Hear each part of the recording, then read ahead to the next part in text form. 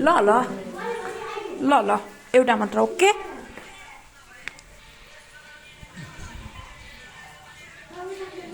खाद्यो तेरो जुरो भएछ खा खाद्यो अब तेरो जुरो कसले खान्छ त्यहाँ अहिले त्यो एउटा मासु वेस्ट भए पनि म त तँलाई कहिले पनि बोल्दिनँ तँलाई यहाँ आएको बेलामा उचालेर फालिदिन्छु के गरेको त्यो जाडो भयो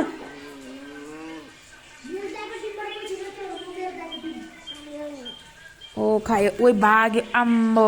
के बिधि उब्रेको त नि जुनगिरी नखाने भए नखा मलाई के मतलब त्यसो गर